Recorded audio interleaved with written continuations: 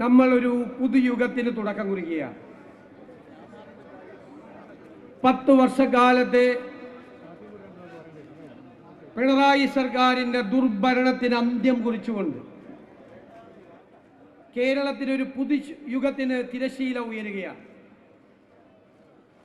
നമുക്കറിയാം, ഈ ഗവൺമെന്റ് അവർക്കെതിരായി നമ്മൾ അവതരിപ്പിച്ച കുറ്റപത്രം ജനങ്ങളുടെ മനസ്സാക്ഷിയുടെ കോടതിയിൽ വിചാരണ ചെയ്യപ്പെടുകയാണ്.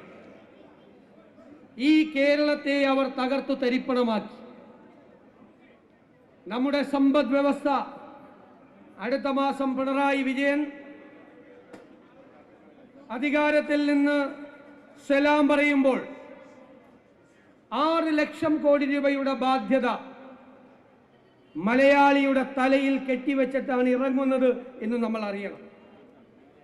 ഈ സംസ്ഥാനത്തിന്റെ ചരിത്രത്തിലെ ഏറ്റവും വലിയ കടത്തിന്റെ കാണാക്കയത്തിലേക്ക് നമ്മളെ ചവിട്ടി താഴ്ത്തിയിട്ടാണ് ഈ ഗവൺമെന്റ് വിടവാങ്ങുന്നത്.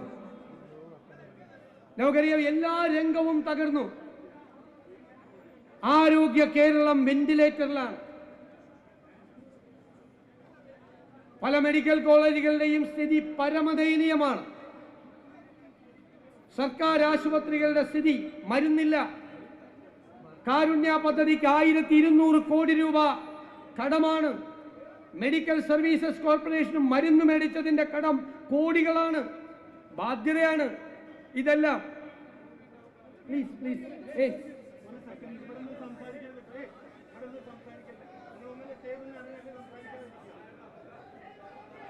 വലിയ ബാധ്യത വരികയാണ്.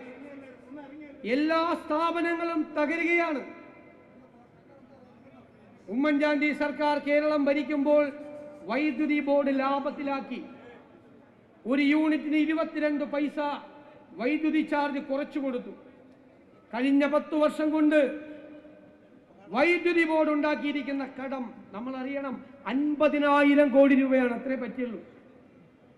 4 പ്രാവശ്യം വൈദ്യുതി ചാർജ് കൂട്ടി, വീണ്ടും കൂട്ടാൻ എഴുതി കൊടുത്തിരിക്കുന്നു ഈ ദുർഭരണക്കാർ.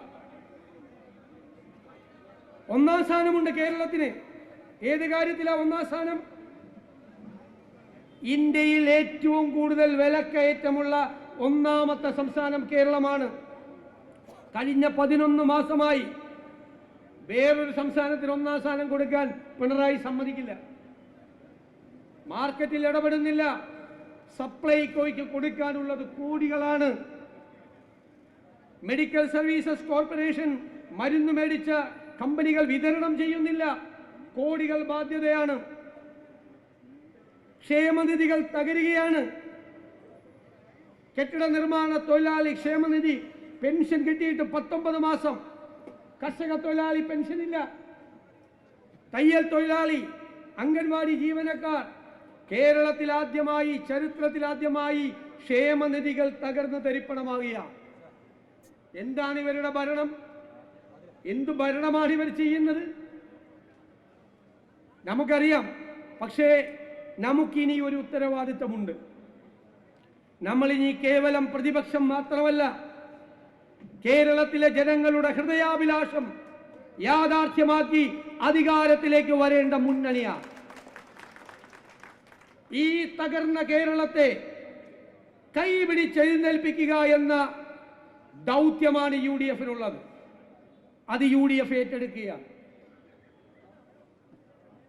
കഴിഞ്ഞ 2 വർഷക്കാലം നടന്ന ഗവേഷണ തുല്യമായ കഠിനാധ്വാനത്തിന്റെ ഫലമായി നമ്മൾ ഈ കേരളത്തെ രക്ഷപ്പെടുത്താനുള്ള പദ്ധതികൾ അവതരിപ്പിക്കുകയാണ്. ഇത് പരമ്പരാഗതമായി നടത്തുന്നൊരു യാത്രയ്ക്കപ്പുറം ഭാവി കേരളത്തെക്കുറിച്ച് കൂടി ചർച്ച ചെയ്യപ്പെടുന്നൊരു യാത്രയാണ്. തകർന്നടിഞ്ഞ സമ്പദ് വ്യവസ്ഥയെ ഞാൻ നിങ്ങളോട് UDF-ന് വേണ്ടി വാക്കു പറയുന്നു, കൈപിടിച്ചെഴുന്നേൽപ്പിക്കും നമ്മൾ.